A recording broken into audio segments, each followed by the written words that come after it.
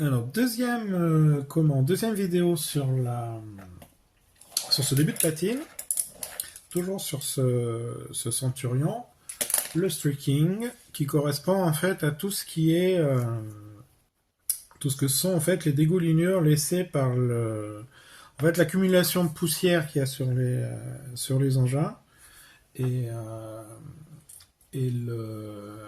face à la pluie, à la rosée, à la condensation. Donc pour le réaliser, on varie selon la couleur enfin on utilise des couleurs différentes selon la couleur du blindé. Là j'ai un blindé qui est qui est assez clair, donc je vais utiliser une teinte claire pour simuler cet effet de patine.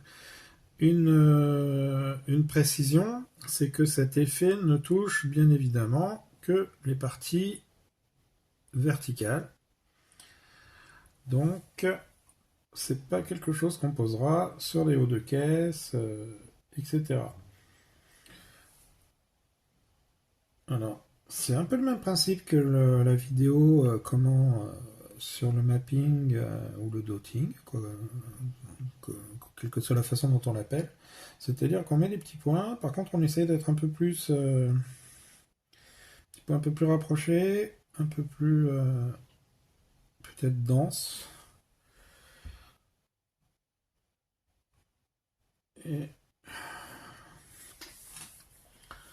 voilà, non, j'ai des parties verticales ici. J'essaie d'aller assez vite pour pas faire des vidéos trop longues et lassantes, en sachant que si ça ne me plaît pas, je reprendrai ce que je vous ai dit dans la VTO. Dans la vidéo précédente, c'est que l'huile met à peu près 48 heures à sécher, donc on peut revenir tant qu'on veut, enfin on a ces 48 heures là pour revenir sur le travail qu'on a fait si il nous plaît pas. C'est d'ailleurs pas mal parce que souvent quand on est j'allais dire la tête dans le guidon, c'est peut-être un peu exagéré, mais quand on est vraiment concentré sur ce qu'on fait, on ne se rend pas toujours trop compte de l'effet final qu'on obtient, donc c'est pas plus mal de pouvoir revenir. Alors, toujours de l'essence F, ou de l'essence à briquet en l'occurrence, et ce qu'on va faire, c'est qu'avec un pinceau plus fin que pour le mapping ou dotting, on va faire des traînées.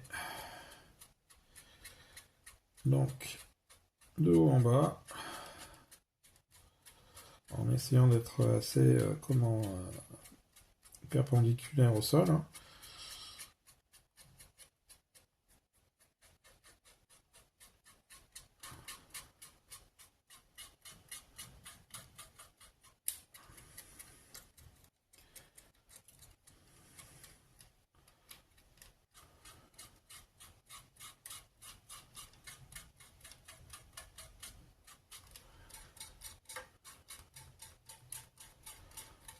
Alors, je sais pas si la vidéo capte bien l'effet que j'obtiens, mais en tout cas, tiens, j'ai une jupe en photo découpe qui s'est un peu décollée. C'est un problème avec les fixations de ces jupes, donc qui apparemment ne se dément pas. Et qui commence, pour être franc, à m'énerver un peu, mais bon.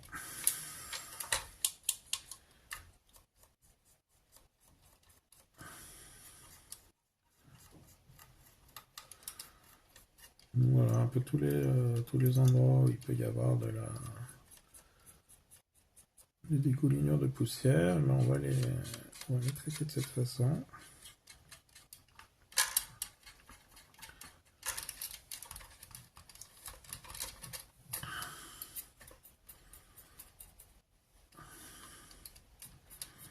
Ça peut être aussi fait avec des teintes plus foncées. L'important, c'est qu'on ait une teinte qui contraste avec la livrée de son blindé. Et puis ça va dépendre surtout de du résultat qu'on souhaite, qu'on souhaite obtenir en fait.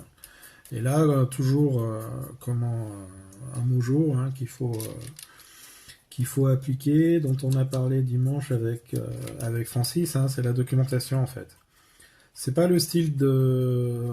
La patine, c'est pas vraiment le... Même s'il y a, comme je le disais dans la vidéo précédente, c'est le moment où on commence à s'exprimer un peu plus librement, et puis de façon peut-être plus artistique. Il faut quand même... si on vise le réalisme, parce que ça, c'est aussi un choix, hein, si on vise le réalisme, il faut se référer à la documentation en fait. Hein. Donc pour appliquer une patine qui soit réaliste, c'est-à-dire ni trop appuyée, ni pas assez. Là en l'occurrence, je suis sur un véhicule donc qui a participé à la guerre du Kippour, qui était en service depuis plusieurs années. Hein.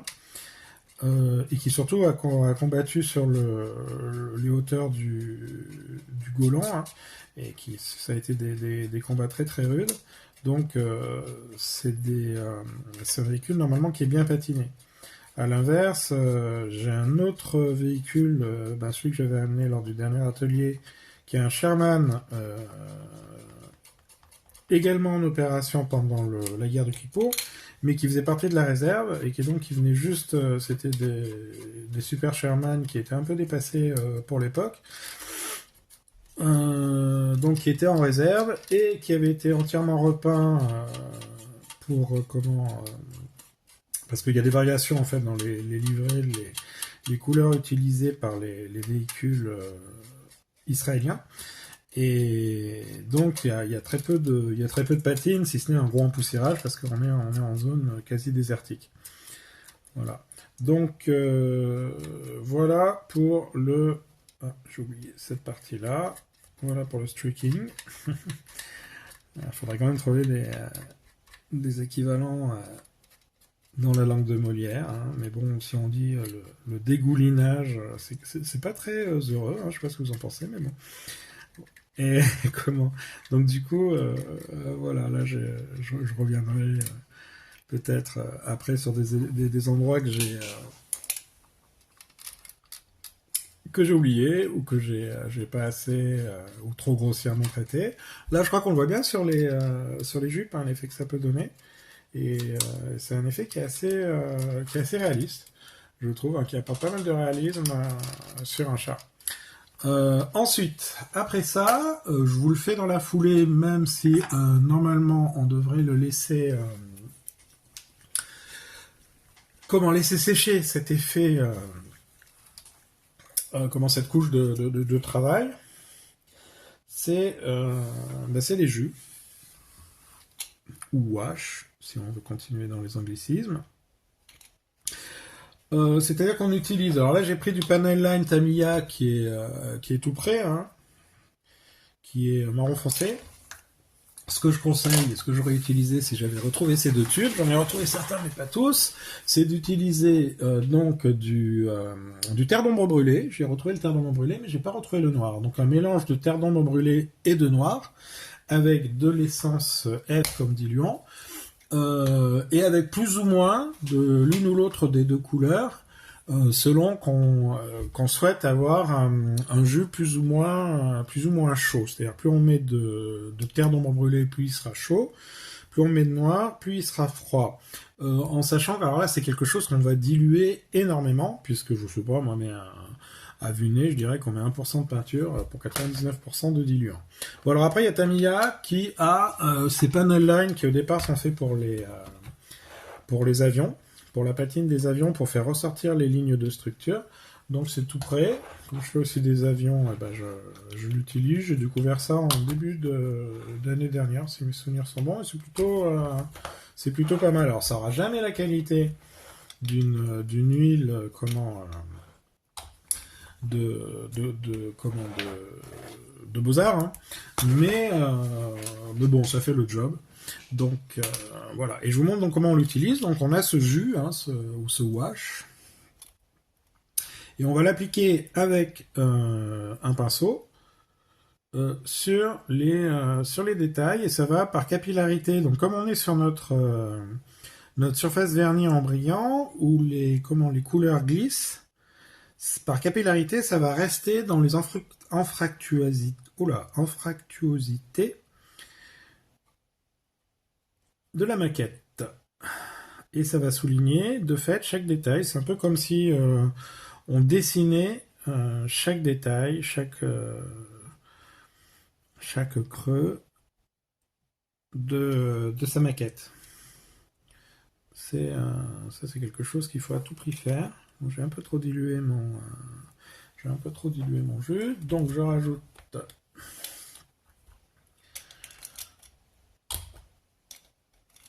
de la teinte. Là, je fais un mélange de noir et de marron qui ressemble assez au terre d'ombre brûlée. D'ailleurs, j'aurais pu prendre le terre d'ombre brûlée de mon tube, mais bon. Alors, on peut avoir quelque chose qui va peut-être être plus évident, c'est quand je le pose par exemple sur des bâches comme ça, on voit tout de suite comme ça accentue les ombres. Ça accentue les ombres de façon assez naturelle.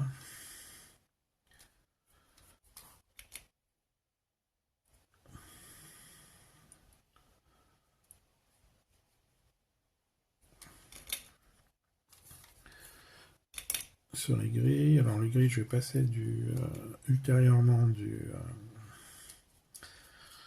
un coup d'aérographe avec un gris très foncé pour simuler la poussière.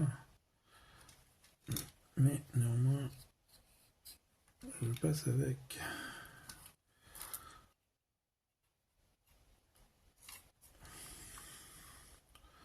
alors je le passe au pinceau histoire d'être relativement précis, comme vous le voyez.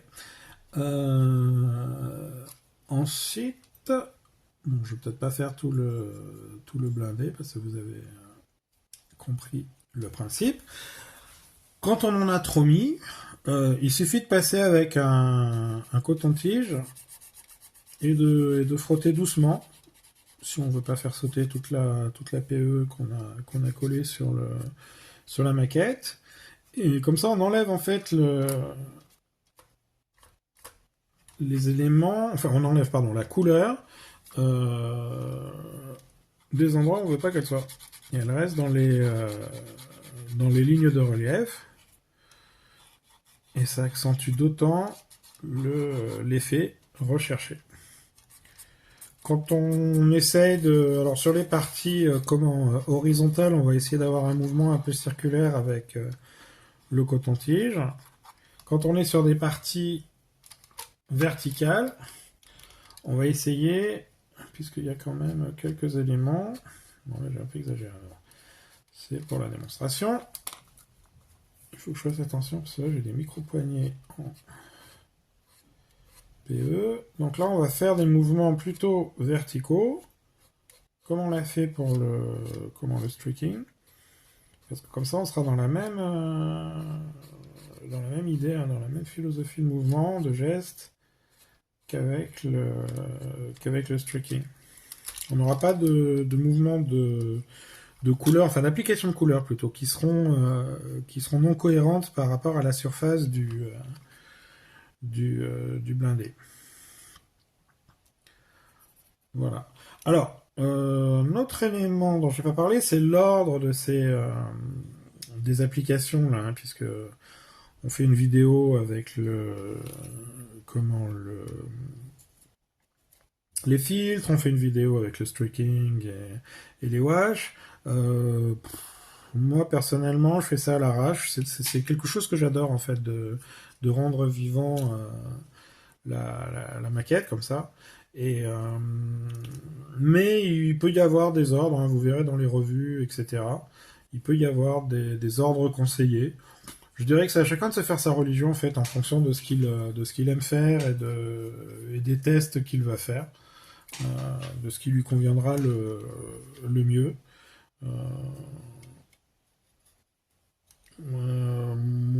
Personnellement, je suis vraiment, pour le coup, moi j'ai pas de religion.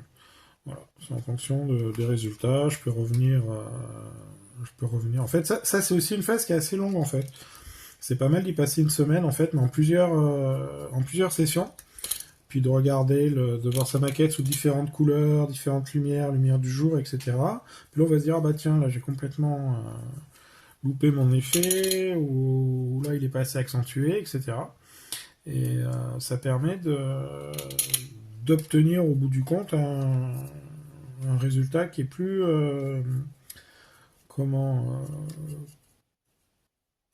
plus homogène, peut-être pas, mais en tout cas plus maîtrisé, plus chouette. Ah bah, j'ai oublié d'ailleurs de traiter le canon tout à l'heure. Donc, je vais prendre un pinceau sec quand même.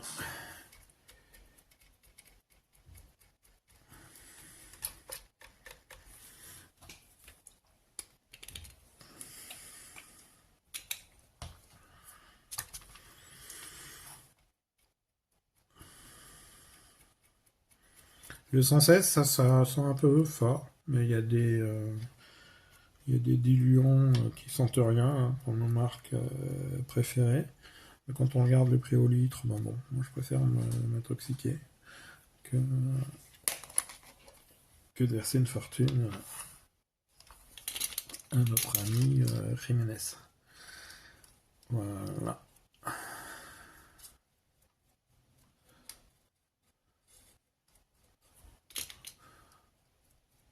Un autre élément, je ne sais plus si j'en avais déjà parlé, c'est que l'essence EF, ça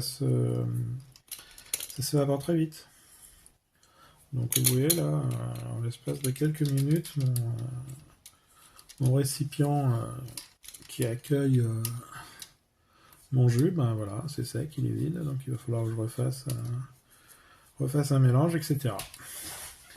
Voilà, donc là on commence à avoir un blindé qui présente des variations de teintes, des accidents de couleurs, etc., qui correspondent à ce que je voulais, c'est-à-dire un emploi opérationnel. On n'est plus dans le véhicule sorti d'usine. Bon, lui, avec sa tonne de chargement, il n'a jamais trop ressemblé à un char qui sortait d'usine. Mais au niveau des couleurs, des parties métalliques, c'était très propre. Dernier élément avant de vous laisser, vous remarquez que je reviens là sur les deux parties de jupe latérale. C'est bon, même si on verra jamais notre maquette des quatre côtés à la fois, c'est histoire d'avoir une certaine cohérence de traitement entre les différentes parties de la maquette, en fait. Par exemple, si je fais un côté un jour et que je fais l'autre côté le lendemain, il y aura une super différence. Ça peut être un effet recherché, parce que si vous avez un côté à l'ombre ou un côté exposé complètement différemment à les lumières en raison de X raisons dans le scénario de votre vignette, pourquoi pas. Mais moi, en l'occurrence, c'est pas le cas. Donc, je préfère déjà uniformiser les coups de pinceau, la manière, puisque c'est le terme, sur mon véhicule pendant le process en fait. Voilà. Eh bien écoutez, je vous laisse là-dessus, et puis je vous ferai une dernière petite vidéo, peut-être, ou peut-être d'autres d'ailleurs, mais la prochaine, ça sera sur l'utilisation du buff de Tamiya, dont j'ai un pot quelque part sur mon plan de travail, normalement. Bon, bah il s'est planqué. Non, il est là. Je l'avais rangé.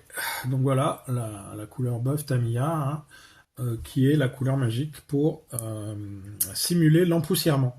Donc je vais vous montrer lors de la prochaine vidéo comment on se sert de cette teinte. C'est pas compliqué du tout. Allez, à bientôt!